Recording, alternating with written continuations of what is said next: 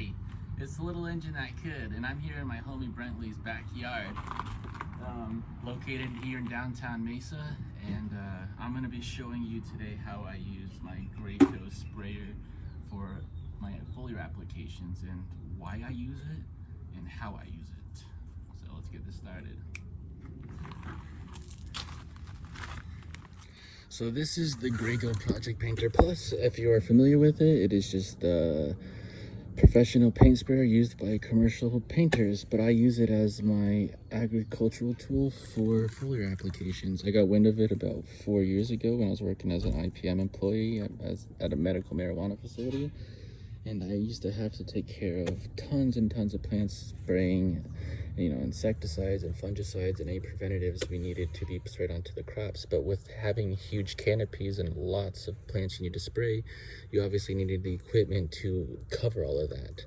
But before we learn this lesson, what makes this superior than other things and why I use a paint sprayer versus an agricultural sprayer is because most agricultural sprayers, the ones that you can find that hook up to the back of your tractors and whatnot, they have either really cheap, crappy motors, and the emitters that they spray out of are just, cheap plastic. So not only do they get gunked up, there's not a lot of pressure, and you have a loss between application flow and just air coming out. So yes, and for the exact, if not a little bit less, you can get this paint sprayer that does the exact same thing, but way better. You get a way better motor, you get steel like parts, and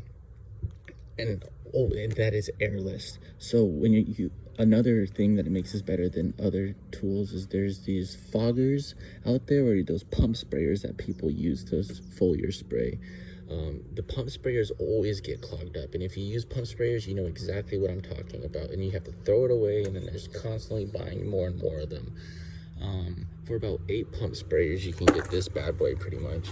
And then you got your foggers, and with those atomizers and everything, yes, they might blow far, but that's exactly all they do, is they blow. You never get a nice cover of your nutrients. And same thing with like the wands, like you're just basically hoping you can cover your canopy. But when you've got a huge field you got to spray, there's no point in trying to just squirt it. You want something that's going to get the job done and spray under the canopy and soak that stomata and the plant's epidermal, and also on the top. So that's why I use this paint sprayer, because not only does it filter out the debris, there's a filter inside the handle. You've got these screens on the vacuum pumps that filter out the debris, and there's also an unclog setting on these tips right here that pressurize that blow out any potential debris that might have gotten in it. And I mean, I put this thing through hell for about 4 years. This is a new one, but the one I'm talking about is one I used at my previous job, and they are workhorses. And for $200, especially, and you get a discount at Lowe's if you're veterans. This one, the only thing I upgraded is I put a 20-inch extension wand on it, and that's so when I'm getting into like huge fields and whatnot, like I don't have to go as close, and I can reach underneath the canopy to spray them. And that's why I think that the Graco paint sprayers are way more beneficial than any agricultural sprayer, hand sprayer, especially since a lot of those agricultural sprayers that I used to want before I found out about this are thousands and thousands of dollars, and it's ridiculous. They do the exact same thing.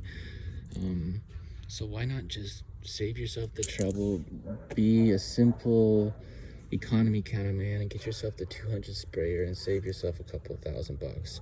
Yeah, so.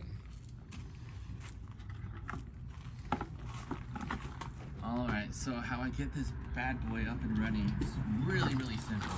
Especially these newer models of the Pluses, they update them. The older model used to be a little bit more time consuming to get the prime action going. Basically, all you're going to do is plug it in. You've got a feed pump and a drain pump. But since, I like to stick the feed pump in just in case, without the drain pump, just in case you got some leftover materials or residue in here. to just clean it out before you suck up any of this new food you've made for your plants. Basically, there's a little dial on the side, and it basically you just increase your pressure. And it's really simple. There's two settings: roll or start. You just put it on start. They even have it labeled with stickers in A, B, and C, so it's kind of almost dummy proof. After you roll the dial to the start setting, you flip the switch, the lever on the side, and when it's facing down, you're gonna flip it pointing towards yourself, and that has a C sticker on it. And basically it's gonna prime this food up into the pump and feed it out through this drain pump. So let's just flush out some of the old water we had to get it removed.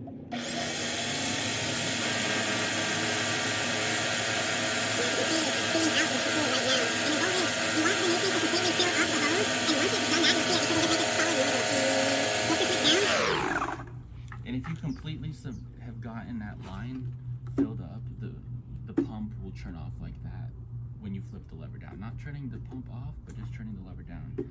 If there is air still in the pump, it will still make that pumping noise, and basically just keep the lever back up until you hear a steady flow of the motor, and that's how you know, or you won't see any air bubbles in the flow tube.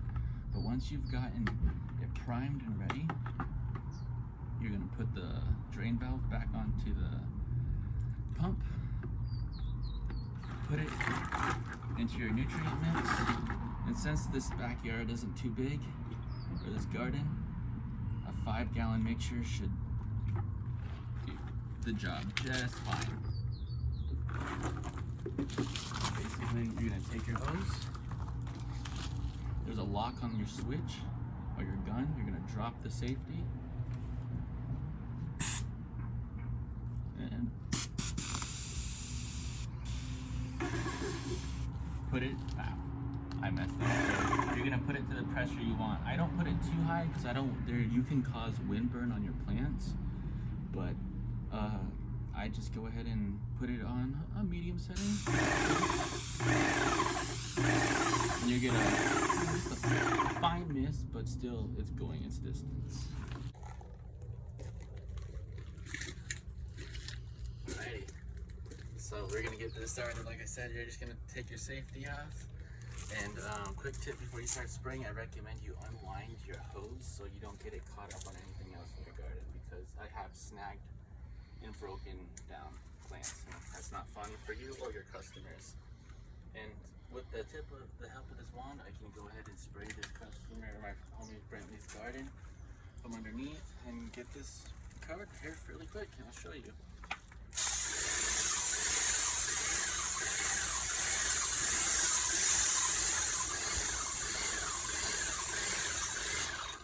So as you can see already,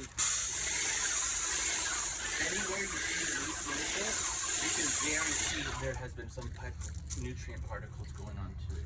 And if you come closer, it might have looked like a fine dust, but this entire leaf is covered in dew.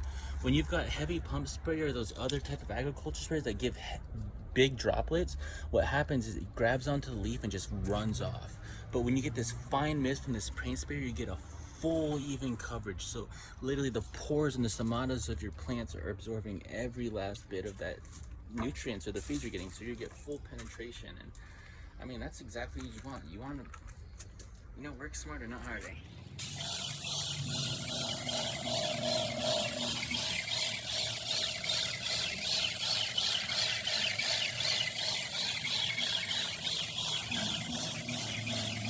Another quick tip when you're giving your foliage too is your plants absorb most of its nutrients from underneath the leaves. So when you go underneath them, you can also kind of help guide the leaves underneath.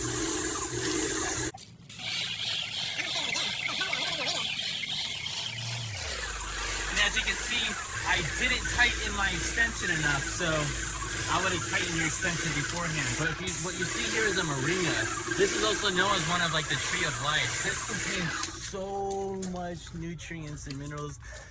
It's one of the healthiest plants that you can consume. You can consume almost the whole plant, the bean pods, the stems, the leaves. super delicious in your salads, in your smoothies. I just wanted to point this out. If you don't know about the moringa tree, look it up, eat it, grow it. This is beautiful.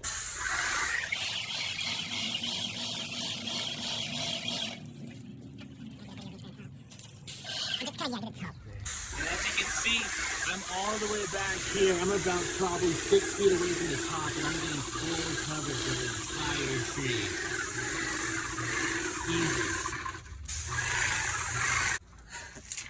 And another little thing I like to do if I've got leftover food, I like to feed the houseplants as well, because the houseplants benefit so much depending on what type of nutrients you're feeding. And a lot of your friends aren't going to be foliar feeding their houseplants. So when they ask you why they're so beautiful and flowering, well, it's because you're foliar feeding them. You're taking it to the next level. I'll be giving a future video lesson on why the importance of foliar. So besides the human error of me not screwing the extension wand on tight enough, you can see how it doesn't damage the flowers. It gets full penetration, and it like can go, you know, for multiple feet upon end. And I don't even have it close to its full spray setting. And I don't know, that's why I like using a Graco as a foliar applicator.